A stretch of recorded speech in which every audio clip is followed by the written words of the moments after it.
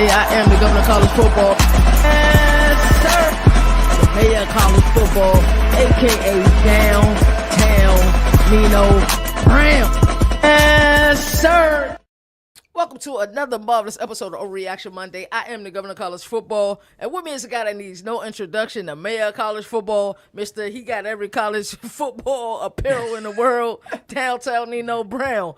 That Oregon hoodie is very fresh. Very fresh. I'm loving it. Also with us tonight is the Waves Never Do It. My boy CFB Moon. Y'all ready to talk college football? Like, let's skip this all the BS. Like, let's really talk college football. So we're gonna start off in Ann Arbor. Talk to me about you guys' takeaways from their spring game this past weekend. How do you feel like the Kyle Whittingham experience is working? Let's start with you, Nino. I'm skeptical on the Kyle Whittingham experience so far because I feel like the Bryce Underwood experience hasn't gotten any better. No. When you go, 9 passing attempts the whole game, you get sacked twice. He only played the first quarter, though, contactless. Yes, I understand, but everything he did was kind of gross. If you take away the one completion that was 28 yards, it was kind of running for his life, my friend. Yeah, bro. He had happy feet again. Like, it looked like the end of last year. Happy feet McGee. Again, no comfortability in the pocket. And Tommy Carr, I think, made this a QB battle. I think we got a discussion right here. Like, if It's people in the bloodline. I was going to say, who's Tommy Carr? Lloyd Carr's grandson, CJ Carr, the kid that's balling out in Notre Dame. Yeah, that's his brother. Like, he's not like, this kid they picked up at Home Depot. He got some talent, and it's come down a long list in his family. So, played well. But I think what we're looking at, Moon, is Jordan Marshall, heavy. Oh, yeah. Davion hit a run game, I think. Oh, yeah. They don't, again, Moon, it's the same shit over and over again. They don't have anybody on the outside or on the offense to stretch the field. Wait. We're going to talk about it, but I get what you're saying. Well, maybe they don't have them. They don't have a guy to get It's freshmen. They all young, though. They all young. It's like I get it. But they don't, like, I thought French was going to be a guy like to come in and open he made some plays. He did. He looked good. Everything was small chunks. Everything was short. JJ Buchanan, short. Chunk plays. Yeah. Like, when are we going to see the top taken off the ball? What if they hit on like 1 or 2 wide receivers in the last decade or so? Maybe. Yeah, I mean, and Roman Wilson, if you want to call that a hit. Yeah. I call it a hit. He hit at college. He ain't hit the ground running yet in the NFL. He hasn't. Yeah. And how crazy is it? Like, defenses is as usual, obviously, like every year. Of course. Defense is ahead of the offense, I feel. But this kid was the #1 running back in his class, and Michigan converted this dude to a safety. He ain't even a running back no more. Now, not to knock the kid, he's a safety converted because they are allowing him to play a dual sport dream that he had. He's now also playing Michigan baseball. So I get it, but you're looking at a kid that was RB1 who didn't even sift the field. And Savion Hitter said, I'm RB2. Sorry for you as a true freshman. I'm a little concerned with Michigan after this game. I'm not saying, all the red lights are sounding alarm. Right. I'm just a little bit concerned. Like, I was hoping, because this kid said originally that he went to LSU and he committed to LSU because they were known to produce and develop quarterbacks. It was adamant that he didn't transfer for the bag. But since he's got to Michigan now, they didn't do him any favors last year. But a new regime doesn't seem like it's getting any better. He still has the same kind of issues that he had at the end of the season to start the spring game.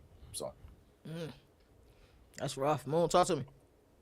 Michigan's first 5 weeks of the season versus Western Michigan, versus Oklahoma, versus UTEP, versus Iowa, at Minnesota. Their best chance to go 5-0 in those weeks is to start Tommy Carr. I know it sounds like an overreaction, and it is Overreaction Monday, but there is a world that exists, and one that I lived in on Saturday, where I said the best thing about Michigan's spring game was Tommy Carr. yeah. He played on both sides, maize and blue, led drives continuously, red zone, situational, outside routes, just you get a target. You get a target. Like, you know what I'm saying? Oprah. Point them out. But, they got a lot of freshman talent on the outside. Now, French is there. He has some moments. Is it Moa or Koa? Moa. Moa. Yeah. I keep wanting to say Koa, but Moa, he was out there. He was getting heavily targeted, especially at the beginning of the game. Now, let's talk about the elephant. Bryce, his pocket presence was not there. The offensive line was crumbling to start, and this was contactless, so they're not even hitting in the first quarter. Like it was really it was unimpressive, bro. And this is the crazy part. You can't in the spring game they weren't doing any pressures, anything like that. The most that they did was D-line stunts, and they're getting overwhelmed with D-line stunts. So you mean to tell me that the defensive line is just winning to that degree? Well, they was winning all day.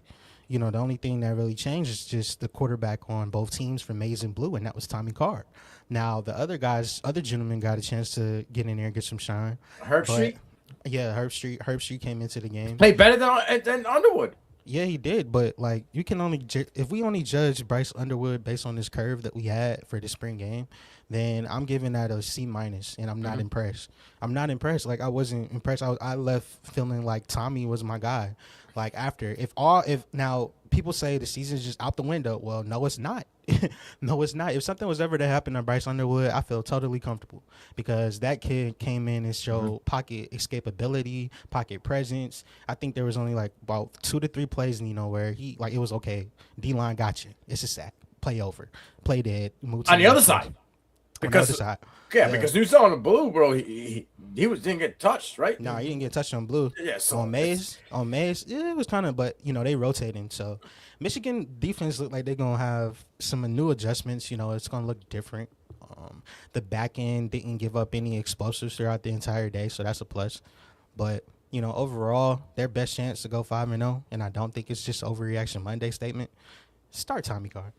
Because, Kyle Whittingham said that this is not a quarterback competition, KT. He said it after the spring game. And he called it, he said, Bryce is our guy. He named it, so he got out in front of it like you like, But from watching that, I was like, nah. Because Oklahoma going to expose that. Iowa going to expose that. Yeah.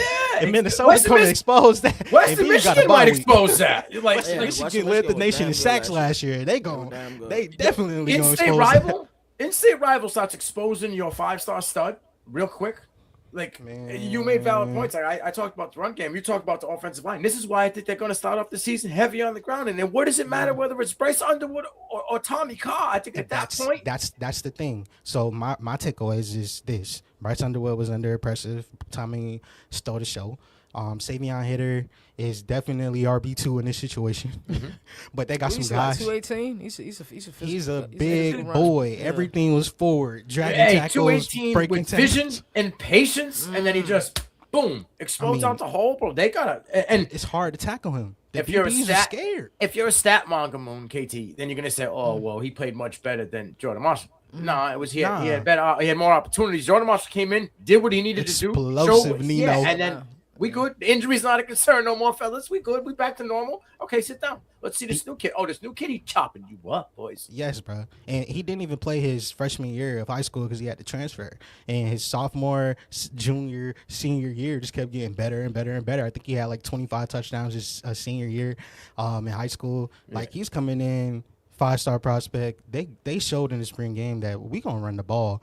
The reason why Jordan Marshall is not the main talking point right now is only because it was a contactless first quarter. So most of his long explosive runs would have just ended when he got touched. If it was in the second through fourth quarter, it would have been Jordan Marshall for a 60-yard touchdown hitting his head on the goalpost. My question is, when do we draw the line in the sand? Last year we gave an omission for a myriad of reasons. One being he didn't have a QB coach. We didn't know that. Moore system isn't friendly, right? And Sharon Moore was out there trying to be Magic Don Juan. When do we say, all right, bro? We see Devin Dampier in this same system. Granted, it was in the Big 12, worse defenses than what you get in the Big 10. But when do we say, hey, this guy either isn't who we thought he is, or he needs to go get into a more friendlier system? But Jason Beck is your offense coordinator. That's the most friendly system that you can get. It's friendly, so when do we draw the line in the sand? Because I'm with you with Carr. I didn't want to say I was overreacting. You know what I'm saying? Because I love a good underdog story, but I'm with Carr. Yes, I'm with Carr. That too. is dope. I love what you just did right there, Nino. I'm with Carr too, bro. And I think the line in the sand for me is fall camp. Like, you got the summertime. You're gonna go on this press run. You're gonna get the shot. You're gonna get the shine. but in the back of our head, we're gonna have questions because the last time that we got a chance to see you, it was not impressive, and we just and that's where I want to advocate for him to get more playing time. Like put yourself out there more, but. You have the friendly offense now coming in. It's a difference between the coordinator rolling the pocket out for the quarterback, versus the quarterback having to roll out because there's pressure in his face with 1 second drop back. Correct. Like completely different. In the spring game, it was pressure in his face with 1 to 2 seconds, and he's throwing the ball away or running for his life. So, like you said, he only played the first quarter, but it was off the really rip. a total Happy of, feet. 3 series. Yeah. Happy feet, like Right a off Disney the rip. movie. Yeah. So it's like I have concerns. I know this is game 1 we're talking about in the spring game, but I'm at a 7. It matters. Yeah. Can you give a quarterback his first 12 to 15 starts before you start to make it? But the problem with Bryce is we threw you in the fire last year, so we're expecting you to take that sophomore leap. At least some progression some progression forward, yeah. And that's not happening. It didn't look like it in this game. Defensive line looks like the strong suit of this team, though. I will say that. They can linebackers swarming. Defense should always be ahead in the spring. Offense should be ahead in the fall. All right, let's move on. Let's talk about Auburn a little bit. Let's be a little quick with this one. We saw abysmal quarterback play over the weekend for the most part. I said this in Twitter. I'm not concerned. This is if you're a coach, this is a coach's dream. Alex Gold's going to take this. Like, look at this. This is what I need you to work on in the summer. We come in fall camp. Don't be bull jobbing. We're going to start with you first. Just give me a couple of quick thoughts about what you thought of Auburn's A-Day. White team ended up beating the defense, the blue team. Like it was like a crazy score. It 66-43. 66-43 modified scoring in the spring scrimmage. Byron Brown and Tristan Tia split reps for the game. Brown, he had some flashes, but he had a high snap fumble and 2 interceptions, so that caught it today. Tia, on the other hand, he delivered on a 28-yard touchdown strike that was pretty impressive, and then he got a touchdown run at the end. So we saw a lot of receivers that rotated in the game. Singleton, he had a nice route on the outside, had a couple broken tackles. People was having question marks. He's a small wide receiver. How you going to adjust to the SEC? Well, he was out there getting active. Deshaun Spencer was active today, and, the kicking game looks like it's at least ahead of schedule with McPherson drilling a 55-yarder, but the offensive line had his moments where I'm just like, what are we watching right now, bro? But I think the explosiveness is there, or has the potential to be there. I think overall, I still wait and see what Alex Golesh. I think a lot of it kind of changed my opinion after I watched his interview with Josh Pate. I thought the interview with Josh Pate was great. I thought that the huddle on field was great, telling them we only have so much time and it's time to go. Yeah. I'll be quick. Defense is going to carry this team. For sure. The defense and the run game. When the defense has 9 players that either have a half sack or a tackle for loss, and they had 4 interceptions, either your quarterback room is garbage or your defense is much better than you thought. I don't know which one. One of the best coordinators in the country. DJ Durkin's one of the best coordinators in the country. He fit. This is a perfect fit for him, and I'm happy that they kept him. Like, because you see the remnants on it. The defense is clearly ahead. Defense is business as usual right here. It was a lot of hype. Think about how they get them ready headed into the season, though. Like, I think they'll be fine. I truly believe they'll be fine. Bro. Byron Brown. I'm concerned. Talent. Give Deshaun Spencer enough time. Yeah, will make the Auburn fans not throw up every Saturday that Cam Coleman is not on their team and Hugh Freeze was out to dinner all season. On a golf course. He'll make it a little less, sickening because I think this kid can be a stud, like a legitimate stud for them. But I every quarterback on the Tigers was terrible. Maybe not terrible, but not something to write home the bomb. No, it was unimpressive, but at the same time, when them lights come on, I trust Byron Brown. I trust what I saw against Boise State last year. I trust what I saw against Florida last year. It was ugly, but when it was time to make plays, he made some plays. I trust Byron Brown. I trust this system. I trust Alex Golesh in SEC. I really think it'll be fine. DJ Dirk is one of the best coordinators. Auburn defense has not been an issue. Hugh Freeze on the damn golf course. Peyton Thorne, that quarterback, no disrespect, great guy. Who else did they have at quarterback during his tenure there? Jackson Arnold. Yeah. Ashton Daniels. Ashton Daniels. I do think he's better than all of those guys. I truly believe that. I think the talent is just going to need time to meet the process. And we still are saying that this was a mad effort, and they put up 66 points. So the scrimmage scoring is a little weird, but I say this. Last year, I doubted Joy Aguilar. Same system. I'm not going to doubt this kid Byron Brown because I think he has a much higher ceiling. Let's move along. I think we down here with Auburn. I think you guys made some fantastic points. Let's go to Durham. Talk to me about how you feel about Duke and what were your takeaways from there. Darian Mensah is gone, of course. He's in the 305. Talk to me, Nino. My first take was I was expecting Wes Agnew, the San Jose State, who was a late commit to play. I didn't nothing. It seemed like it was the Dan Mahan red shirt freshman who played well. But it was the defensive guys that, for me, that got after it. yes, Caleb Lanner, Dylan Revis, and John Morris, the linebacker. These guys were very active, hands on the ball, hands on players in the backfield, distributing. Like again, I think Manny Diaz again led by his defense. Obviously, I trust Manny Diaz. Yeah. I trust him so much as a coach. I'm just offensively outside of the running back. Shepard, he's going to get probably 200 plus attempts this year. I just wonder if freshman Javian Solomon, the wide receiver, can continue the spring success he's had. That's the biggest question is the wide receiver room. Yeah, that room is bare right now. Yeah. And they lost Krishan. I think it's Krishan Brown last year. He was the stud for them on the outside. He transferred in the ACC as well, so it's kind of that hurts. But yeah, I don't know. We're going to talk about win projections at the end of this. Nothing changed my mind after watching some highlights from the Duke spring game. I'll tell you that. You said nothing? Yeah. For my win totals, what I have my win totals. And I can't wait till we get to the win total segment. Nah, got the FanDuel win totals ready too. They're going to miss Darian Mensah a shit ton. But it doesn't help that Darian Mensah was playing on the same exact day.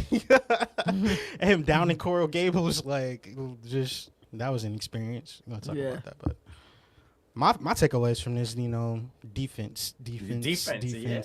Manny Diaz, one thing about Manny and two things for sure. That man is going to cook up a defense that got turnovers. If they had a turnover chain, it would have been passing around all day. It was freshmen, though. Yeah. KD Cotton had a diving end zone pick. John Morris forced the fumble, and he recovered that. Caleb, I almost lost character. I got a couple times going to college football earlier. It's all good, brother. Caleb Lanier added another one. Spicy. Dylan Flowers. These are all names that we're going to have to remember. The offense, of course, is going to be behind after losing Mensah, but Dan Mahan, he got 6 of 10, 52 yards, 9-yard touchdown. But it wasn't like, oh, hey, Dan, come be our quarterback. Nah, he's still going to have to figure this junk out. But it was a 3-and-outs that wasn't really impressive for Duke.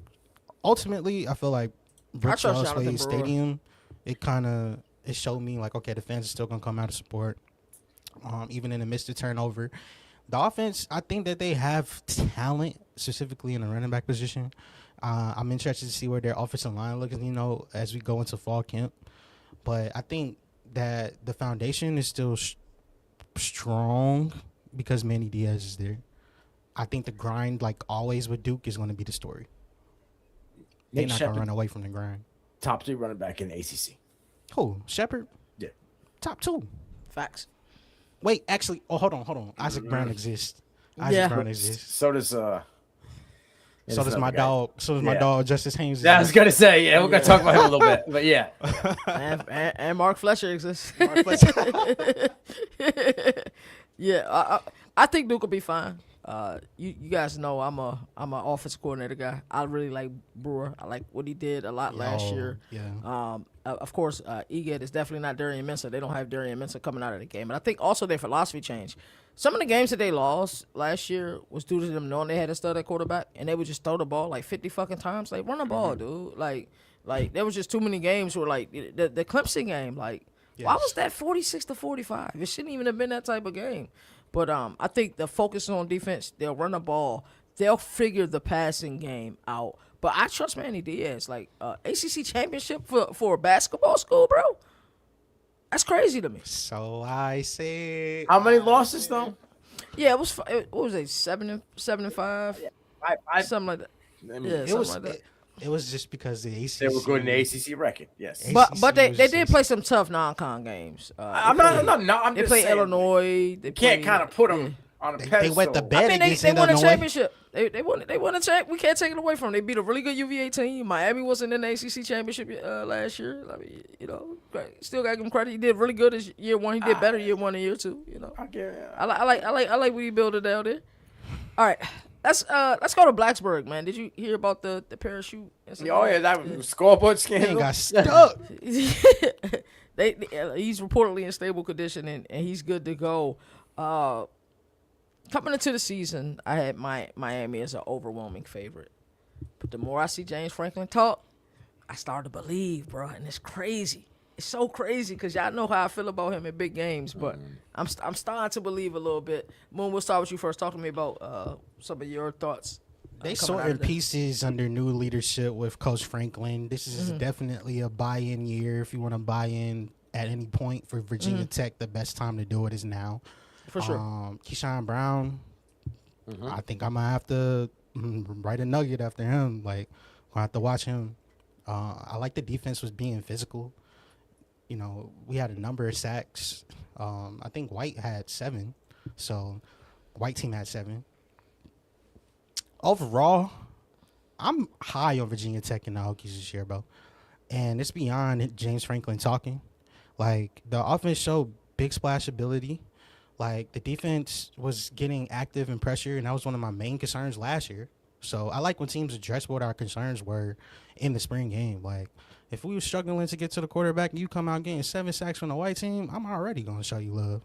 So, the fan turnout for Virginia Tech compared to other schools around the nation was pretty strong.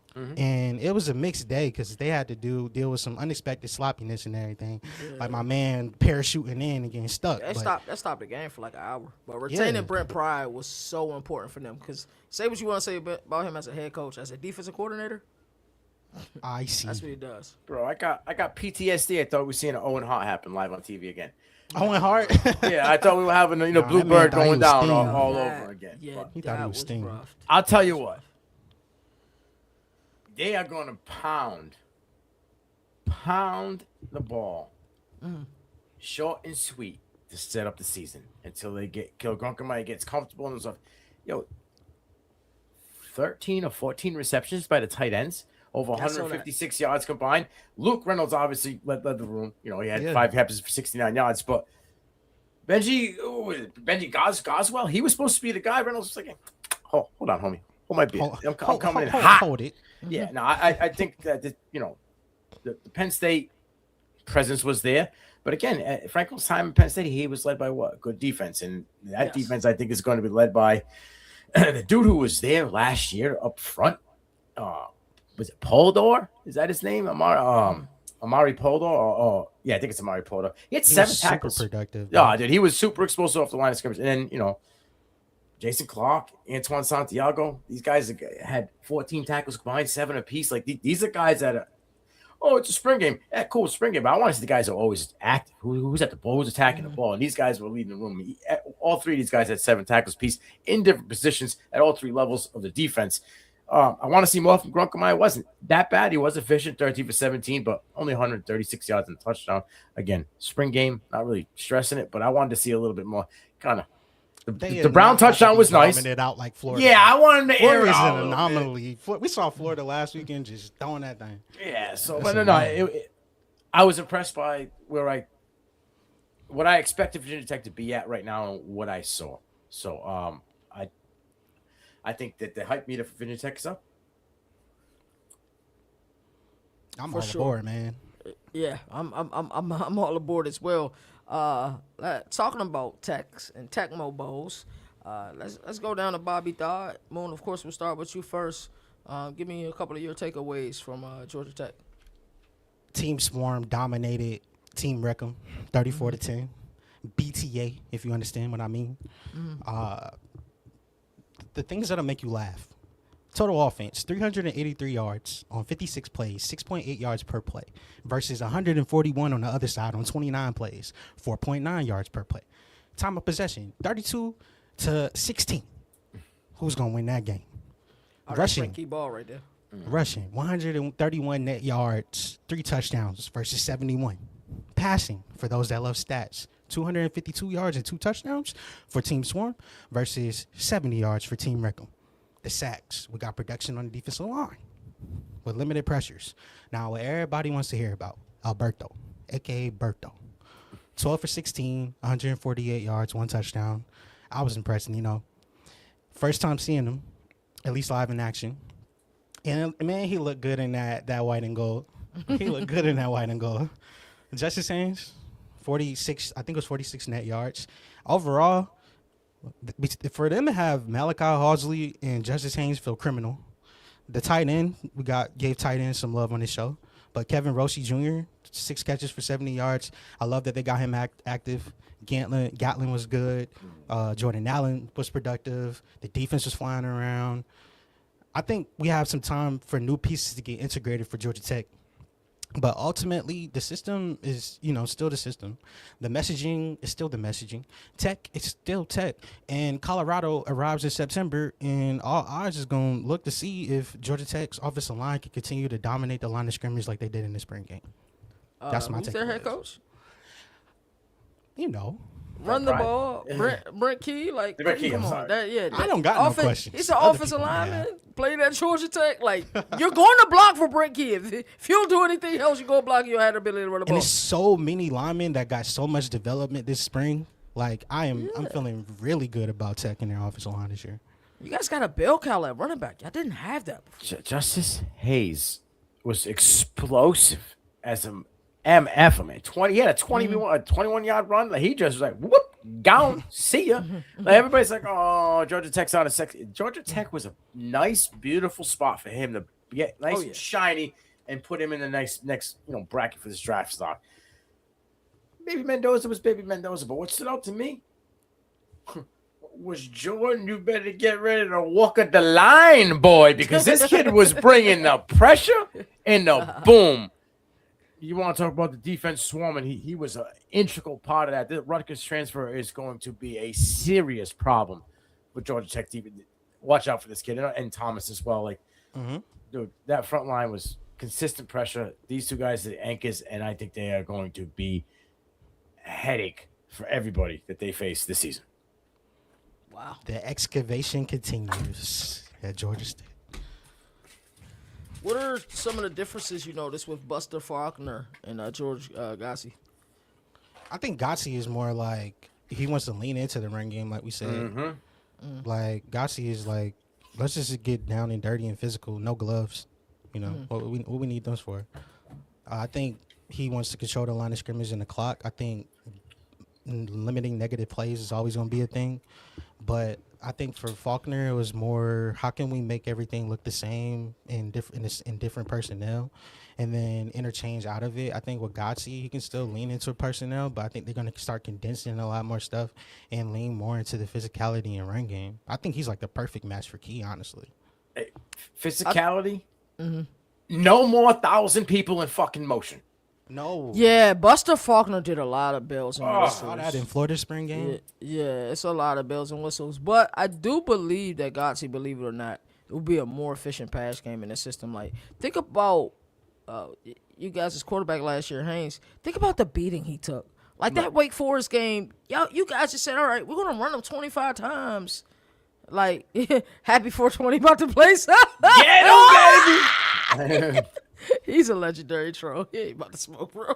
Love it. Nah, but but the thing is also off your point though. Haynes King is kind of that style of play. Like they kind of geared it towards the style of play. He was like more of that Diego Pavia style guy. So for sure. But they you didn't have to subject them to so much punishment on a week in and week out when we sitting here like, what's left of Haynes? And I think that's why they went flat, like against Pitt last year. Like it was just like, all right, nothing in tank. Yes, yeah. Thank you.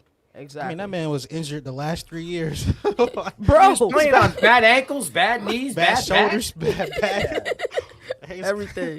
Need to get himself a bacchiotomy. You guys know that Nino's been big on Connor Wegman for a very long time. I'm on a hype train. I think he'll be there the second Saturday in December for Heisman talk. I'm big on H-Town, so I'm going to shut up. I was big on Baylor last year. It was a dud. Hopefully Houston ain't a dud this year. Let's start with you first.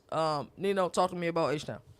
Well, you mentioned Wegman. He didn't play. But Kassan Henderson showed why he going to be a little fun QB for them in the future. Next year, probably.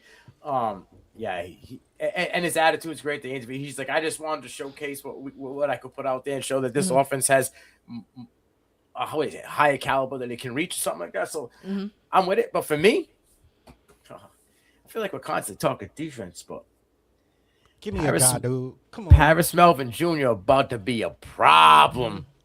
Bro, that kid is explosive, scooping the skull, had his hands on the ball in the secondary. This is an athlete, can also run the ball. He was recruited as both sides of the ball.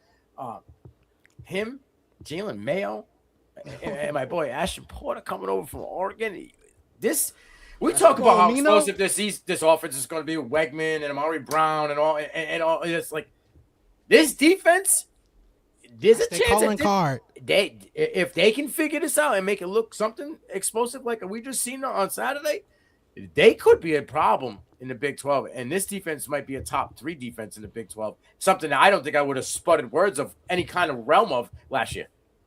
I mean, you could have, because they had it in spurts, like what they did to LSU. But then they let up 40 against teams that they don't even belong in the same stadium with. Like, you know what I mean? Facts. But they super possession oriented. Like, I agree with you wholeheartedly, Nino. This Nagel's offense is going to be spicy. I think the infrastructure around Weigman, because the reports I'm hearing is that he's fully healthy. Yeah, they just didn't want to risk anything. Yeah, they don't want to risk it. When you got a PFF top 10 offensive line coming back with Shadri Hurst and Anthony Boswell, one of the deepest wide receiver rooms in all of the Big 12. Brian Bell is your wide receiver coach. Like, Amari Thomas is my player to watch. Yeah. Like, that's my player to watch. I think their coordinator Armstrong, he gonna get creative this year. He's gonna have the chance to do so. Last year, they were like in the top 35 in defense, but they got that kid from Utah, right? I mean, not Utah, Oregon State too, right? On the other side of Amari. Yeah, and then that's his more explosion. So when you talk about the fact that Houston went 5-1 last year in one-score games in 2025, that there has to be some regression, right? I mean, you're looking at their schedule, Friday night road test versus Texas Tech. You start seeing that 66% of their snaps are still mad about that. But they have an answer to that, Texas Tech. What is Texas Tech? Fast, front seven, attack, right? Lock that up. Who they bring in? A kid that's got a serious thing he's got to prove. And last time we saw him, when he was relevant and good in Tulane, Micaiah was no joke, right? He was a joke in Oregon, but I think he got a chip on the shoulder. If this kid plays like he played at Tulane, he's going to offset these bigger, faster defensive fronts. He's not going to have to run the ball 10 to 15 to 20 times with Connor Weigman. Why Cody Campbell's upset about that Friday night game. He's surrounded by Friday night lights and talking about the lack of rest against Houston. People know Houston going to be a problem this year in the Big 12. Yeah. The people inside of these circles know. Like, Willie Fritz ain't playing around, dog. Like, at all. Their offensive foundation is solid. Their defensive foundation right there is locked and loaded. Fall camp, I want to go to Houston fall camp to see what they got going. I would love to go. I'm not going to lie, Nino. I wasn't as excited about this program at first because I was like, it's a leap. But I'm starting to believe in Oklahoma State. Talk to me about Oklahoma State, Nino. They've done a good job of quieting the hype because there was so much buzz from North Texas, and then they had a good job of keeping everything under wraps. And then Mestamaker came out and said, "Hey, know what I mean? No. I can still chuck this ball around. He had 3 touchdowns on the day, right? He hit Baulick, he hit Moon's guy Wyatt Young. He was just passing the ball all around. But again, we always talk defense, right? The offense is there. Hawkins scored on the ground. They only wanted to get him, let him get comfortable. Yeah, like 6 or 7 attempts. Scored a tutty. Go sit down, buddy. We're gonna get these other guys. We've seen enough. We know what you Yeah, can do. we don't need to 25 risk it. tutties last We ain't season. trying to risk We are nothing. Look, So smart. Yeah. even Messick, 12 for 20 in the first half, 260 Shut him yards. down. Go sit down and chill out, my friend. You Go don't eat got ice. to kill nobody. Those fans Jalen got Johnson ice. was killing everybody. I'll tell you that. Though. Yeah. Jalen Johnson was killing it. You want to know why? Because he went through the shit last year. That's what happens when you Went gotta go through through the the shit. storm. And now they brought in something else. He's like, oh, man, I went through the shit, and now I came out smelling like a rose. 4 tackles, 2 tackles for loss, 2 sacks. My man was a problem, and I think he's going to be a problem for the Pokies defense and people that face him this year. I don't know. I'm not putting out any projections because we'll get to that in future episodes, but OK State's going to have a big bounce back here from We what going they had bowling last this year, baby. We I going believe. bowling. I think they might be above bowling, to be honest with you. for sure. And he was saying that a couple months ago. And we couldn't I'm really starting to believe believe it. now. We gotta Talk to believe me, Moon. Look, I echo everything that Nino said. I don't really feel like there's much more to add. I want to talk about another O State though, Ohio State. Uh-oh. Let's go to it. Let's get right to it. I love it. I love it. Chris- Rapid fire. Let's go. Chris Henry Jr. That man, when you Hi, Brandon Niners. and Brandon Knight is gonna be number 3. Yo, can somebody go arrest Brian Hotline right now? Because that's I a don't damn understand. criminal shame that you were able to bring Chris Henry Jr. in a room that already has Jeremiah Smith. That's crazy. That ain't fair. It's That's not. And the defense played physical It's a crime. all day long. Ohio State looked damn good. Ohio He State looks just like his dad too. God bless the Oh, my dad. God, bro. If you remember his father was up and coming, bro. Bro, his father He's had with Cincy. hey, in a room where he was behind Hoosh and Ocho and it was How's your demanding facility? targets. Who's your mama? Yes. I mean, I could see Jeremiah's, production still being an elite, like 1K, 1.2 to 1.6K yards, maybe even more, right? Because I think Julian Salem's going to go up.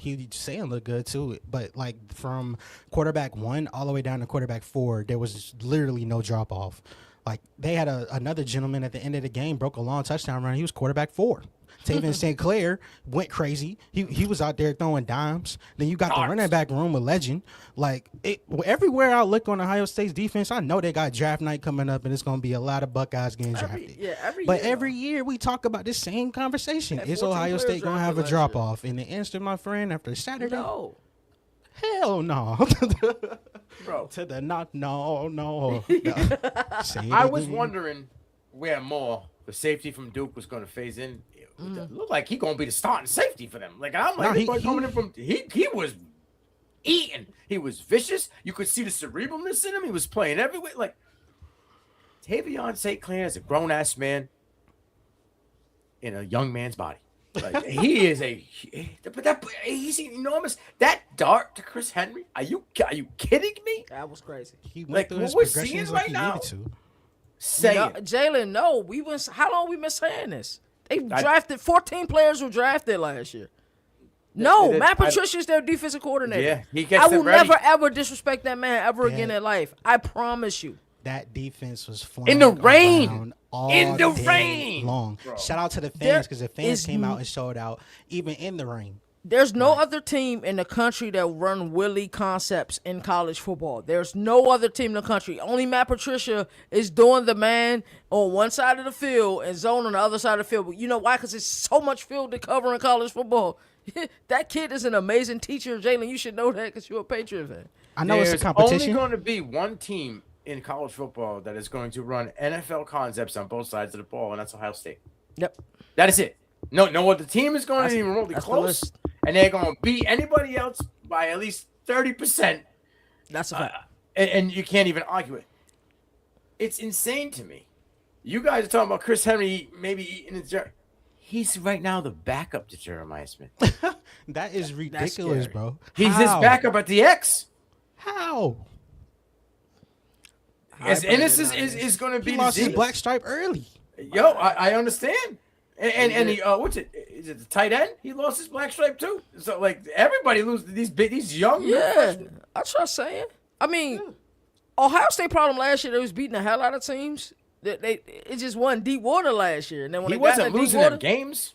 Nah. When they got in the deep water last year, but he played outstanding. He was one of the most efficient quarterbacks in college football, wasn't I he? think the most efficient. Yeah, college I'm not worried about it. Come on. Yeah, And now you're going to give him another safety blanket on wherever he plays, or he comes in on a 3 wide receiver set or whatever, 4 wide. Like, nah, bro. The tight ends look. They are implicating tight ends way more. They're going to be more than 1-1 this year. I can see 2 of them, maybe even 3. That running back room, filthy. There's no drop off anywhere you go. Nah, Ohio State just keeps. It's a pipeline. It's what Nick Saban was able to do a decade or so or more ago. They're doing the same thing. All right, real quick, we got to get through these last couple teams and to get to our next situation. Texas, give me 2 things about Texas, both of you guys. Cam Coleman is a problem. Oh, yes, and a functional offense with a functional quarterback. Jeremiah Smith saw Saturday and said, "Shit, I got competition." Him and Jeremiah Smith was probably here. It's really close now. Oh yeah, close. I said Closer. this months ago. I agree with you. I said this months ago. I said, watch what Cam Coleman do in a functional offense. My problem with Texas is the same problem I've had for 1, 2, 3, 4, maybe 5 years now. Offensive line. I still have offensive line concerns. Sure. And you're gonna. I think the run game. Yeah. Well, Malik Brown looked explosive. Hollywood Smith looked explosive. Okay. But you also got to give him time to get out of a hole that's the size, right, a mouse hole. Like there was pressure coming in. Like they were giving up That's pressure. That's what Wisner and Baxter dealt with last year. But I think this offensive line is more formed. Last year, offensive line wouldn't block for their moms. Like, disrespectful. They would let that mama get totally.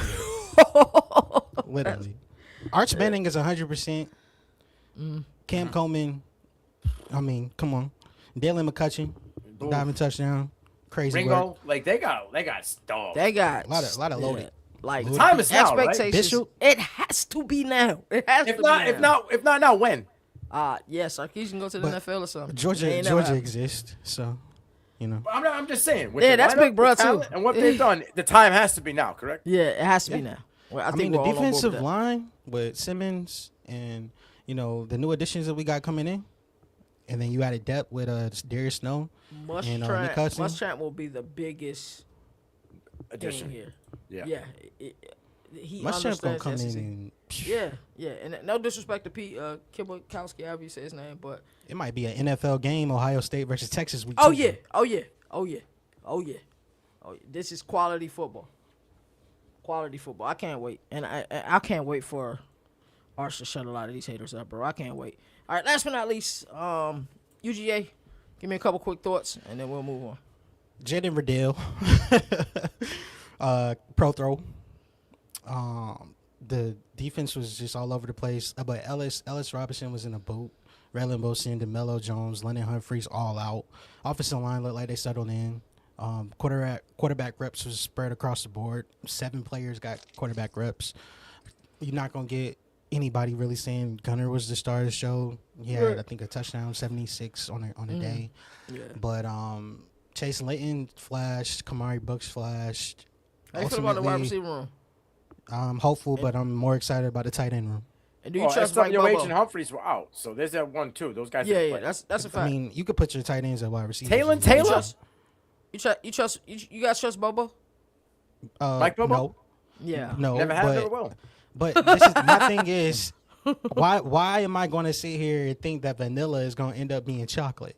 Kirby Smart likes vanilla. And he don't care. He want vanilla bean, vanilla roast, whatever you got to do. What's wrong with the twist, Moon? Twist. Look. The most notable news is probably on a somber note. Nate Frazier left the game in the spring game because he had an injury. So you got to watch that. That he hurt last year. And that's not good, bro. No, that's not terrible. good. Y'all gonna have to chill out when it comes to the physicality. Well, baby. Can we discuss something real quick? This Zachariah Branch situation.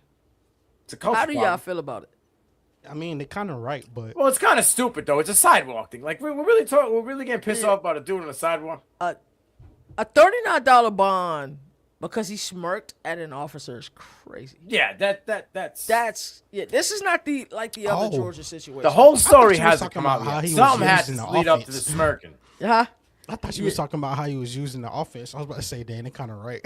Oh nah. Yeah, Steve Smith. What we mean that he ran like what 0% corner routes? They did not. No, 2%, whatever. Georgia's Achilles heel is their offensive line, and the fact that they didn't this was have his no routes. vertical game. This is his No routes. vertical game.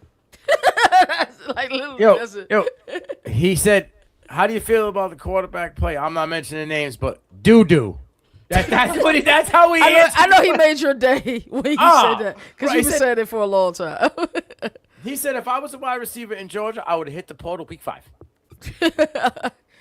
I mean, the tight end room gonna be crazy. this I'll year. tell you what. No, To no, me, Nate though, Fraser going down sucked. Quarterback Yeah, that play does suck. all across the board was garbage. Yeah. Like Pugslowski and Montgomery did nothing to make me think like, okay, all I thought of was Vandergriff and Homeboy all over. again. Brock Ranger. But they Yeah, all like, it's all a that's- tryout. Like let them Yeah. all get some reps. Let them all get developed. Everybody is literally young after Gunner. Gunner is literally out the door this year. The So only time I ever see Mike Bobo open up the offense is when Tennessee, remember they scored 3 straight touchdowns. They opened up the offense. Gunner started looking amazing. Ole Miss could not be stopped until the early fourth quarter. Like it was then he's opening up the offense. You see Gunner Stockton just throwing darts. But other than that, bro, Georgia might No be the round number trip. one team in the nation, bro. I'll give Bobo this. He produces tight ends, bro. Like He does. I He think does. that Caden Prothro is going to be a stud, and he could possibly be tight end 1, and you're not going to have much of a drop off from Delp to him. No, so how do you guys feel about this Indiana and Alabama situation? Oh, please! How the defensive coordinator got his ass roasted by the Alabama fan base, bro. Yeah. Bro, you made yourself Brian look Haynes. thirsty. Thirsty for attention, bro. I'm sorry. I've been saying they need a bona fide wide receiver 1, but someone got to be able to give him the ball. Pause. My problem is, like, yo, you go and take a piece out of context that Ty Simpson went out and said, and I didn't think that this was a bad thing. I don't know why he got his butt cheeks all tight and got upset about it. Ty Simpson says, yo, their defense runs the same shit. Didn't really I switch knew anything up. when I got up there and I got the ball, I knew what to expect. He goes, but they didn't make a mistake. They were so thorough what they needed to do and so well coached. How is that a hit at you? Like we's telling you, like, yeah, you guys may only be a vanilla defense, but you don't mess up what you got to do, and everybody does. How is that a hit on you? How did you get all, mama, mommy, no, and go on and say, oh, that was adorable. Oh, we saw all your little things too, but we were able to execute instead of freeze up. Like, bro, you're a grown ass man. It's a 21-year-old kid on a podcast with also 20-year-old kids. Yeah, and Caleb Downs. Yeah. You got ripped by every Alabama fan that has a Twitter account that follows college football. But like, bro, I'm talking about people just saying you look thirsty, you look sad, you making yourself look stupid. Like, and then you got to defend yourself. Like, you responded. You responded at the end of it all saying, oh, you guys all got butthurt. Maybe if I would have just said boo, it would, like, bro, nah, man. You're a grown-ass man. You're just coming off a natty. Why do you even got to say anything, dude? Like, and Ty Simpson did it wrong. I think it's similar to the Sonny Dyke situation. You know what I'm saying? The 42 interceptions in 31 games. very similar. I read it as, like, bro's ready to talk about Jaden Craig. Like, stop talking to me about a kid that's in Bloomington, like, who doesn't even play here anymore. It was frustration. But they weren't talking to him, though. That's the thing. Like, nobody was talking to the dude in Indiana. Right. But that's the same situation because, like, nobody was talking to Josh Hoover. It was just about Josh Hoover. But, I mean, he's the defensive coordinator. He got a little butthurt about it. Ty Simpson could have went without saying it because they scored 3 damn points. You know what I'm saying? Like, that's... Well, did you see the interview? No, I didn't see it. His demeanor was, like, full respect. He was like, yo, they run an easy... Like, their defense is very simple. Like, he's like, I knew what to expect going into it. But they were so thorough. They were so on point. Nobody ever, like, messed up that, they were so well coached. And he's even said, like, later on in the thing, they got their asses kicked. He knows that. Like, and he wasn't saying it, like, in a way, but, like, I don't know why that guy even got so like Ty Simpson said it in no boastful or arrogant way whatsoever. Caleb Downs and his brother did not take it. You could see the reaction in any way because even after that they were like, "Oh yeah, they just always on the ball." Everybody was so I on point. guarantee it was just a telephone game. He said what? Yeah, I guarantee that's what it was. somebody just clipped that, sent it to him, and that was the end of it. But Yeah, I mean, I think this is just it's nice to have. I like having the content to talk about. Right, you know right. what I mean? Yeah, it makes amazing. But it's like, come on, bro. Like, really? Mo, what are your thoughts before we move on to these win totals? Hey, no comment. I'm staying out of all drama in the spring.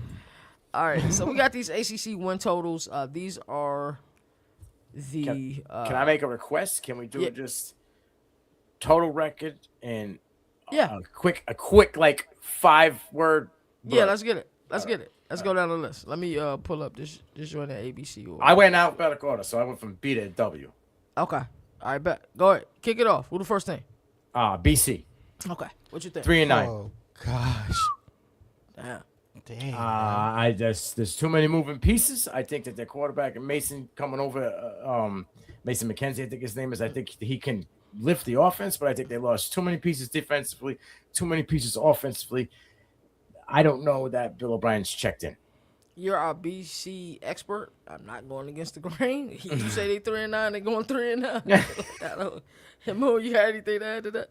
I think McKenzie could be the quarterback one, but I just think O'Brien has to trust it. My biggest thing with O'Brien is just the offensive line development, bro.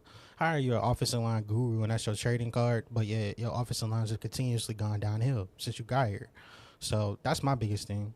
Still put 3 in the offense, 3 in the NFL. Guess what? You know what else is going to be 3? They record. 3-9. You want to know where they come from? I don't see them getting a win against Cincinnati. It's not coming against Rutgers. Maybe against Maine. Yep. Nope against Virginia Tech. Nope against SMU. Nope against Pittsburgh. Nope at Bobby Dodd. Nope at Wallace Wade. Nope at Tallahassee. Nope at Notre Dame. Maybe against Syracuse. And nope against Miami. So that's maybe 2-10. Yeah. See? I don't make it up. But Syracuse, we'll get to them in a little bit. Yeah, Maybe. That's rough. Let's talk about Cal, new head coach, and Taj Lapoy. How you guys feel about Cal?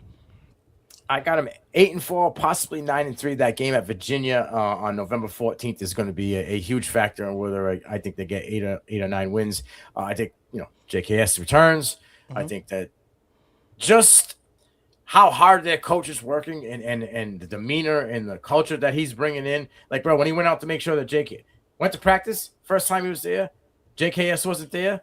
Left practice in the same suit, got on a flight, went to go see JKS, introduced, talked to him, made sure he was coming back in the same suit, slept on a park bench on the beach, bro. This guy got it. This guy knows what it's about, and this guy's willing to work. I think what they produced last year, they have a lot of returning production, plus adding in some pieces and players. I think easily 8-4, possibly 9-3. Looking at their schedule, I can see that as well. I can see the 4 losses maybe being Clemson at NC State in that Clemson game is early, right? Because it's a Friday night game, early. and I don't trust Friday night games in the ACC. So I have Cal winning that Clemson game because it's early, and I think QB is going to be figured out. Wake Forest is the wild card, bro. That's on. Yep. Then they got to go to Virginia. They close the season on two home games, but I wanted to say 7-5 so badly, but I think they can start the year off hotter than anticipated and possibly be 3-0 heading into Clemson week. So I'm gonna go 8-4 with some wiggle room. Vegas got their win total at 6.5. Freaking smash that! Like put that in now. Put that in now. That's all right. Let's move on to the next team. Let's talk about the Clemson Tigers. I got Clemson 7-5 or 6-6. I think the Virginia Tech game on October 24th will be a huge factor. This, as well as Syracuse, is quarterback. I need to see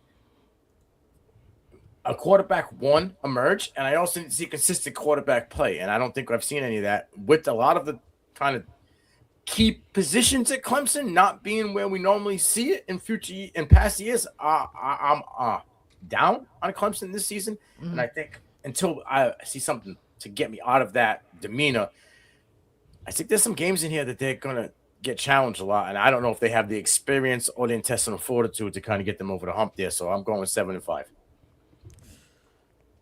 I can't say anything over 7. And I See? might be thinking See? 6. You see? Yeah, I was just looking at their schedule. I said, wow. Yeah, and with a quarterback room that you aren't convinced on. Yeah.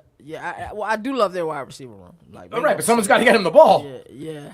That's the. And I've seen Vecina do it against SMU a season ago, but like that's rough. The ACC is a deep conference, bro. People won't give them credit for it, but that's difficult. What you think before we go to Duke? In past years, last year I had them going. Dabo thought he was going to go undefeated, and we ended up with 7-6. So it's not within the realm of possibility that they 7-5. I'm gonna go 8-4. Losses to LSU, lost to Miami, lost at Florida State on Halloween, and lost against Duke in November. I'm gonna say that because I'm gonna trust Manny Diaz in November. That's my 4 losses coming. But if it possible flip games, for sure. At Cal, gosh, the travel.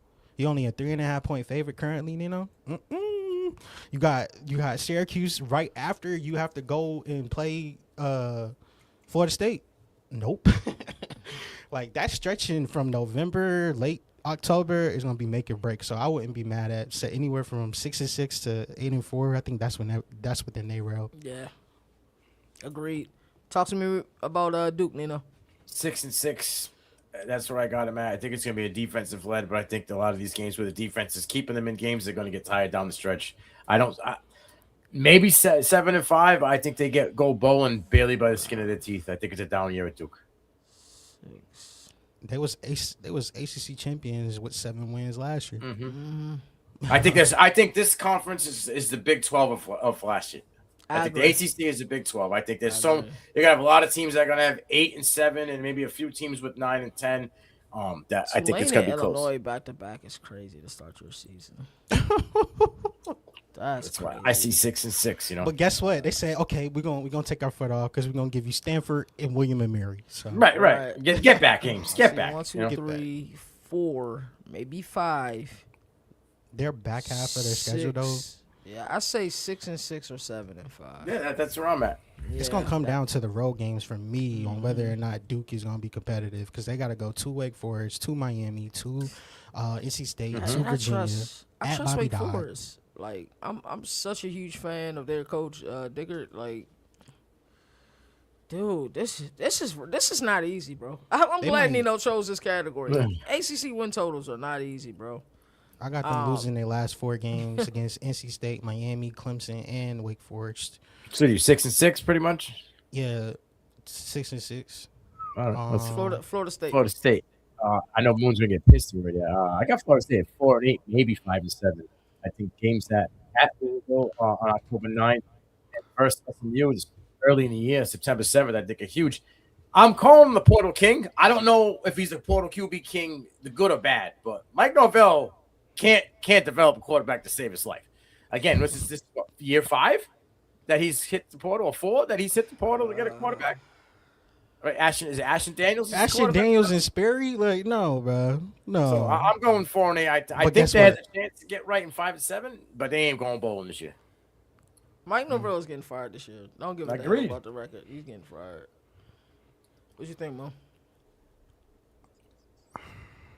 I hope that Tim Harris can get it sharpened up on the defensive end, but I also think that their schedule is favorable. New Mexico State to open it. I got them winning.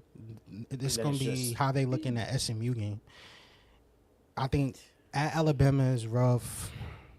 They road games are just outside of Boston College. I don't know. Terrible. I could see 6-6, maybe. Then they play Boston College in November, so that's a sneaky cold game that Boston College can end up winning. Is that the Wells game? 4 Wells game? Oh, they better the bandana game? That's a different story. It ain't the bandana game because no way they go in there with the. And it's normally around that time period too. You know, it's no. I feel so bad for them. Let me look at their depth chart one more time. It's nothing special. 5. It ain't nothing special. I got 5 and 7. All right, 5 and 7. I had 4-8, 5 and 7. So that's where I'm at. Yeah, I'm with you. What pick them at SMU? Yeah, that's how I had my that dog though. I like Daniels. I like Trey Wise. But I love Deuce Robinson. I like Makai Nancy. Like I hope Ashton that they can Daniels going to that get him the done. ball, though? I don't know, but they got they're going. I don't know, bro. I do not know. He's a question mark. It's a big question Yeah. mark. But they've He had question is. marks at quarterback for the past 3 seasons. So He is. All right, let's talk about the Yellow Jackets. I got him 8-4 or 9-6. I think swing game. What did I have for the swing game? I forgot off the top of my head, but I think Baby Mendoza is a catalyst. I think for me the wild card is going to be the slot wide receiver in Jalen Mbapke, former Alabama DB, converted to wide receiver, came in as a 5-star as an athlete. So he's not like somebody's doing he never did before. I think he's going to be a wild card for them. And I think 2026 is the year where that swing game, that 9-6. I remember the game. 2026 is the year that Brent Key gets Kirby. You heard me. Wow. Brent Key gets Kirby in 2026. I think we gotta go 9-6. What is it? What is it? Old fashioned clean hate? Clean old fashioned hate. Yeah, clean they old tried to fashioned move hate, it into the Mercedes-Benz Stadium, bro. This should be on campuses. No, you can't have that. That'd be fights. You won't even make it to the stadium. Right, right at will call. Yeah. I think they can go 9-6, and I think they're a contender to win the ACC. A lot of people have question marks on, the turnover, lost a coordinator, he took some members with him, lost some players in the portal. But just going through the schedule, I think we get a dub at Colorado versus Colorado. Yeah. I think we pushed Tough Tennessee. game last year though. Real tough game for you guys last year. It was in Boulder though. That altitude was probably. But you've been hearing the rumors that Colorado got the smallest team in the nation. Mm-hmm. I'm just saying. But I got them holding Tennessee. I think that they lose like within the 10 because I think the line is like 9 right now. Mercer, that's Who's playing quarterback? Berto. Yeah. No. Not for you guys. For Tennessee. Is it? It's not gonna matter. It's not gonna matter with their defense. It's got it. Well, we had this conversation. They don't know. Yeah. They both. It was McIntyre and Brandon didn't look good at all. So Yeah. I don't know, but their defense should look good. That's why I have my question marks. I got a W against Mercer, but it shouldn't be. I think it'll be like Temple last year. They'll start slow, pull away late. At Stanford, got a dub versus Duke, got a dub. At Virginia Tech, I'm gonna take a loss because that's a Tecmo Bowl. I got win versus Boston College, win at Pittsburgh for redemption. I know, and that's on Halloween. That's on Halloween. They not favored in Pittsburgh game. I'm gonna take that Pittsburgh game is the swing game for me because like it wasn't that they beat you guys last year. They beat you at what you beat people at: physicality and outstanding defense. You just asked me who was my head coach. Yeah. He remembered that. Yeah. I ain't picking them to lose twice. Okay. All right. Louisville was my swing game. yeah, that's Really? Yeah, that was my swing game Think because it's people at home. sleep. And Louisville has a history and record. I like both of them coaches. You huge At fan. Clemson, gotta get redemption versus Wake Forest. Y'all gonna win at Clemson. I don't even doubt that. I got 8-4. And My 4 I losses said it. come in at They Virginia beat Tech Georgia in the Tecmo 9-6. Bowl. I mean, got- 9-3. Yeah. Oh, okay. I can roll with that. Ooh, I tell you I'm who not on picking upset it. I'm not alert gonna week pick it. 1. Sunday night. I tell you who's on upset alert week 1 Sunday night. I tell you who on upset alert week 1 Sunday night. I tell you who's on upset alert week 1 Sunday night of the college football season. And we've seen the ACC do this to the SEC a few times. Oh, man. It's about to be a man. movie. Oh, man. I think Louisville may get Ole Miss week 1 at home. Wow. Yeah. Yeah. I got 8-4. 7-5. That Pitt game on November 21st. I think that's my swing game. It's at home, but Pitt can give people fits, and we've seen that again. Yeah, it's the way they play, man. And I'm gonna go out here and make a statement right now on 420. Pitt is young though. Pitt is ready? very young. Isaac Brown will be Jeremiah Love in 2026, and you can book that. Wow. I love it. I think Isaac Brown is gonna be the catalyst for this team. But came back, right? He was in the portal for a couple of days, got his feet wet a little bit. Said, no.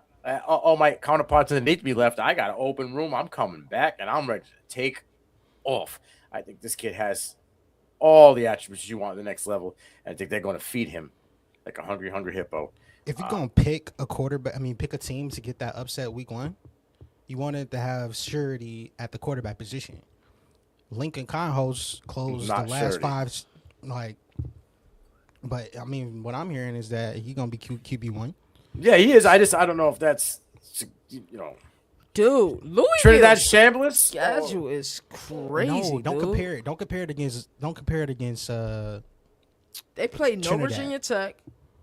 They play no Miami. They play no Virginia. They play no Duke. I like their schedule. Yes, they start off with Ole Miss, but I like their schedule. I got them 8. I got them 8 and 4. We like Louisville schedule every year. Last year they had 8 home games. 8 home games, yes, of course. What do you got them at, Moon? Last year they went. No, but this year, not last year. 7-5. Okay. Loss against Ole Miss. Loss against SMU. Loss against Georgia Tech. Loss against Kentucky in the rivalry game, and then I'm gonna pick a loss. Kentucky? Yeah. Yes. I don't know about all that. Oh, we just lost KT, gone quick, but he'll be back. Yes. I can't see the Kentucky game, but it's a rivalry game, so anything can happen. Everything goes out of the window, bro. You already know this. And you know this, man. Did this ninja say Kentucky? Yeah. Like I'm talking about Mark Nah, Stoops, Wolfstein Kentucky. era is different though, so we'll see. that's And right. rivalry game. There's not a guy that doesn't know that program better than their general manager, who was at Kentucky for all of them years. They're not losing to Kentucky, bro. Give me 9-3 for Louisville. All right. 8-4. Miami. Let's go with Miami now. All right. 11-1. I got them 11-1. Only lost against Notre Dame. And if they beat them, number 1 seed in the country. 11-1. My loss. Mario continues Notre Dame, bro. That's the only loss you can even bat an eyebrow at on that schedule. Is a Notre Dame game only because it's at Notre Dame. No I'm gonna UVA, say no Georgia something. Tech, no Louisville. But they got Duke, Virginia Tech at home to close Duke? the season. Yeah, Darian Menz is gonna put up 70. you would think. Not on that defense. You want to bet? It's a blowout, bro. It's already favored by 20.5. So what you saying is true. But all shit go out of the window when it's when you got all these, right? We're gonna be talking about the same thing for Ole Miss versus LSU this year, where quarterbacks have to go for sure. to their return. Like The storylines. the good thing is that it's in Coral Gables, so Yeah. that's a plus. They may run a table, bro. Notre Dame game is gonna be a big one. Yeah, That's the only game on their schedule that they're not It favored. will be. I think the thing about that game is is Aeneas Williams, who we think he is, 9.3 yards per carry a season ago. That's a lot of production that they lost in the backfield. But I think we're going to see Mike Denbrock. Hey, CJ Carr, you're my guy. And we're not going to be LSU 2022, 2023. But God damn it, we're going to throw the ball a little bit more. I think Miami goes undefeated. I think they run the table. You think they take down Notre Dame with no problem? Well, I got beef with Notre Dame, bro. So it's personal. And I got that loss to Notre Dame. I do too. Like I said, if it was in Coral Gables, it'd be a different story. All right, NC State. They're tricky, bro. I'm gonna go out there and be crazy. I got 9-3. Oh, let's go! I think we continue to see CJ Bailey get better We get an ACC game week 1. Let's go! in Brazil. Rio de It's in Janeiro. Rio de Janeiro, baby. I've been on a legendary run. I gotta go to Rio now. Yo, they gave CJ Bailey a dog that's gonna be doing carnival on the outside in Victor Snow, bro. Look out. Look out. I think they're gonna continue to see CJ Bailey get better. They also got the what's his backup running back from Syracuse that transferred over there. No, not Syracuse. UNC. Darian Geis. So that's their Oh yeah. they're built for hurting people. And I think CJ Bailey is going to hurt a lot of people's feelings in the ACC. Give me him 9-3. Hey, a team that had a sloppy spring game, Vanderbilt, better be on upset alert at Vandy. On NC State got to go to Vandy in early September. Boy, that's when the country going to wake up and be like, I hate NC them because of State? that MOU. Bull crap. NC State can go 10-2, bro. See? They can start the year off legit undefeated. Bro, That's if they can show their swagger and their culture at this week 1 game against UVA. Yeah. And QB1 of what? The independent conference? ACC. What are you talking about? I'm guessing he's saying ACC. But I'm you high forgot on Darian CJ Mensa still Bailey, plays bro. there? No. You don't know the Dame they independent. So I guess he's Yeah. saying in college football. NC No, he State said has the CJ best Bailey. schedule CJ Bailey by QB1. far. Oh, he Not said CJ CJ. Oh, I Carr. thought you said CJ Carr. My fault. Yeah. ACC? Nah, Darian Mensa plays in Coral Gables, brother. Listen, NC I like State Bailey though. has the best schedule by far. It's not close, bro. You play UVA at home. No, you don't. They play him in That's Brazil. yeah. I mean, Yes, my bad. But it's technically the home advantage for them on the schedule. Yes, They gotta play Richmond, Dub, home versus App State, home versus Louisville, home versus Wake Forest, home versus Duke. 1, 2, 3, 4, The only 5, road game 6, you have- 8 home games is They got the crazy. same Louisville treatment last year. CJ That's crazy. Bailey. If I take them to win their home games right now, come on, bro. baby. Vegas has a win total at 6.5. Smash. Smash. Oh, yeah. Now. Tell me when you cash out. Now. Oh yeah, Send me $1 CJ when you Bailey's cash about to out. light it up. He about to light it up completely. All right. All right. Yeah, 9:30. So let's move this yeah, one yeah. along. We'll just say the record and we'll get it out of here. All right. So North Carolina, just hurry up. 4-8. 3-9. 2-10. Belichick is fired. Pittsburgh. 7-5. No, 5-7. I'm not impressed with their spring game. SMU. SMU. I got 8-8. 9-3. I mean, 8-4. What? 8-8. I'm sorry. 8-4. 9-3. Yeah, you guys same way. Cardinal or Stanford. 1-11. 2-10. Damn. Same thing. This is where we all Wait. Stanford could shock some people this year. I will say this. Who's? But they're gonna do it. They're gonna have to do it on the road though. It's Go gonna be a to lot of Stanford's road. Go to Stanford's roster, bro. Go look at their roster. They They're lost gonna have so many Chari people. Mirror. They lost everybody. They're gonna have to start. I don't even Andrew know. Luck What that need is, one but more year eligibility. they're gonna have to go on the road. They're gonna be the All right, road assassins. let's continue. I know we all gotta get out of here. Let's continue. Syracuse. Syracuse is the one we all gonna disagree with. I'm gonna go. I got 3-9, and it all goes by the quarterback. I don't know if Angeli's gonna be ready. Whoever they're gonna throw out there, I don't know if it's gonna work. But if Angeli's ready quickly, I can have him have 6-6. But I think they're going 3-9 down here. 6, 7. I don't trust Fran Brown on the road. So 1, 2, 3, 4, 5, 6, 7. 7. Okay, they're gonna be 5-7. I got them 7-5. I think that quarterback room is rough. I like Angeli. I love what I don't know if he's Angeli healthy. last Bro. year. This guy ain't thrown the ball yet. Yeah, I guess we'll have to wait to fall camp. But yeah, Syracuse I knew was gonna be the interesting one. Up next we got Virginia. 8-4, 7-5, somewhere in that room. I got that 11. man. The November 28th game against Virginia Tech is a swing game. Possibly that 10:31 Yeah. against Wake Forest. And then that first game, it's so hard. Week 1 playing a conference game. That's tough. But Norfolk State, West Virginia, Delaware, Florida State, Jesus Christ. Yeah, they Yeah, gotta this start team's out gonna win hot. some games. Yeah. They gonna win some games. What you think, Moon, before we go to the next team?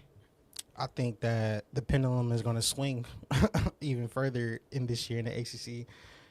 I'm gonna take them to do 1, 2, 3, 4, 5, 6-6. Whew. Okay. I don't like Drop the off game. here. Yeah, I Yeah. think it's gonna be a drop off year. Chandler Morris ain't coming back to save him. Yeah. Well, who they got? Whoa! they don't need Chandler. They got Bo Bueller. Yeah. Bueller. What? You Look think what he did Chandler with Morris Mizzou. is? You think Chandler Morris is better than Bo Bueller? Yeah. I would take Chandler. Just from a leader, I want my guy. Like Okay. I've seen it. I I ain't talking about like stat comp. He probably would. Okay. I'd probably take Bo him. played good in the SEC last year for Missouri. So He played outstanding, but there was a I just moment think- against Alabama where mentally he was swamped. So I get what you're saying. But I like Bo a lot more than I like Chandler Morris. And let's that's no put Chandler disrespect. Morris against Alabama and see what we talk about. I Damn. don't see them winning against West Virginia, and I think that's when it Dub. starts. That's a dub, bro. Come on, man. Nah, but you know, you have to go to It's Morgantown. 420. Did you start early? Oh, you I missed did. on it. I did. But West Virginia is a place where people go to shreds, bro, and they start there, and you might think it's all good, and then you go out there to Morgantown, and then Rich it Rod just era goes off the one? rail. Yes, I Dude, don't know about Virginia Rich Tech Rod is era going to be two. 6-0 before they play Georgia Tech. Virginia Tech And is the going Tecmo 9-3. You see why I picked them in the Tecmo Bowl? Yeah, 7. 9-3. I say they split one of those. You got Virginia at 9-3. Yeah. Virginia Tech. I got Virginia Tech at 9-3. Oh, Virginia Tech at 9-3. Yeah. I got Virginia at 7-5. I got Virginia Tech at 10-2. See, that's what I'm saying. I think Virginia gonna drop off, and Virginia Tech gonna be like, "What's up?" I got them bro? at 10-2. Here's my I love thing. the way their schedule starts. The stuff in James Franklin's underwear didn't change because of Penn State to Virginia Yeah, that's Tech. a fact. That's a fact. So that's why I couldn't put him at 10. Dan Landon not walking through that Yeah, through them you know, doors. They ain't put, he don't put him on the table at all. So Yeah, Ryan Day not walking through them doors. The roster construction is different. And he's in a place where when football is good there, it's amazing. Oh, but when it's bad, losing Old Dominion bad, oh, they gonna tell you about yourself. Old Dominion defense, I think, should still be good this year. So, like, that's still going to leave I still got a bad taste in my mouth from what happened last year. But, you know, it's New Year, 2026. I got them at 7. Ooh, Wake Forest. What you guys got Wake Forest at? 4-8. I gotta look at. but 4-8. 4-8, but there's a chance that they're in a lot of these games where they could possibly get 7 wins. I got 7-5. Yeah, I just think that I think that there's going to be too many It's gonna be teams crazy, they though. face more experienced.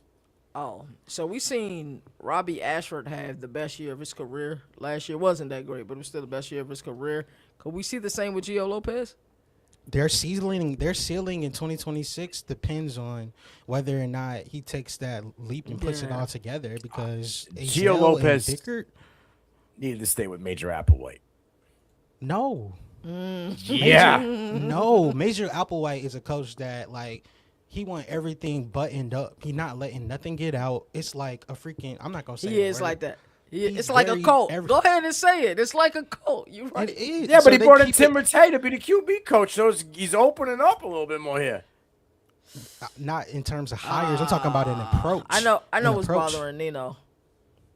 You Is need it the quarterback running development. back? Is it the running game? They, I forgot my guy Claiborne was gone. Dog. yeah, they got nothing, bro. And we saw Gio Lopez last year with the running game and a wide receiver one and Jordan Ship on the outside That's do funny. nothing. That's funny. Got benched for a guy in Max Johnson, I think, for multiple games who's been in like 4 different teams. So Hey, that Gio Trey Lopez Van- got to have a bounce back here. And I don't know. I think Gio Lopez, I hate doing this, but I think Gio Lopez was better off staying in the G6. Why? Because I feel like he wasn't ready. I think that When he you didn't run get into- the proper nourishment in Chapel Hill with Bill Belichick. No. I really don't. This But kid, there were so many mental mistakes that this kid was making last Yeah, year yeah, that for had sure, nothing to do with for Bill sure. Belichick.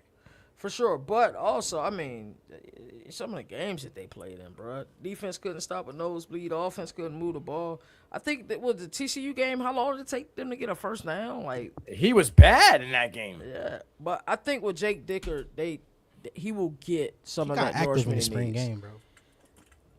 Using his legs. Like we had a chance to meet Jake Dicker at ACC Media Days last year, and we talked to his players, and they all say the same thing. Like he walks in the room at 6:00 in the morning and shouting to the top of his fucking lungs. Like that's the type of guy he is. Like if you're useless, you're useless. Is this saying?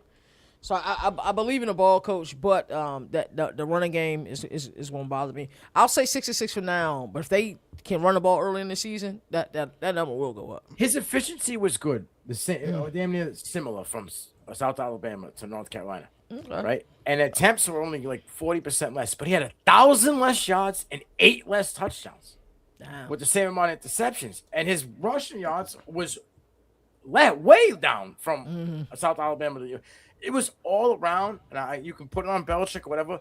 But when the bullets stop flying, and you're supposed, you're going to be QB1 to make it to the show, you got to be able to take over, and you can't. He was never gonna be QB1 though. Like Max Johnson was only there as a emergency. He was there QB1. The whole situation was emergency. It was bad. Like It was bad. Wake When Forest Gio was- Lopez transferred from South Alabama to UNC, everybody knew he was QB1 because Bryce Baker said, I'm out. just because he got pulled on a recruiting graphic, like, no, I didn't think he was quarterback one coming in because his I head did. cool is Bill Belichick. I did too. I didn't think anybody But was. that bound to offense wasn't sabotage. catered to a skill set, though. It wasn't No. catered to it. But this Wake Forest offense is. So it's no excuses. Like, the excuses go out the He window. got active in the spring game. They probably And get under center like 1% of the time, bro. Like, he should be able to get active in the system. Wake Forest went 4-1 in one-score games in 2025. Yeah. Just something to note. And that one game that they lost, they got cheated on. Against We ain't gonna talk Monty. about that. We ain't gonna talk about that, though. Yeah, I really like that. I got to get out of here. Any final statements? This is a fun show, as always. On to the next one. As I always like to say, there are no more victories in the sport that survive for the fastest. While college sport has the greatest regular season. Until next time, you all take care. I'll see you guys Thursday. I'll be live from the draft. Lord Yeah, inebriated, baby. but it's gonna be fun. You all have a good one. Yes, sir. Today I am the governor of college football. Yes, sir. The mayor of college football, aka Downtown Nino Brown.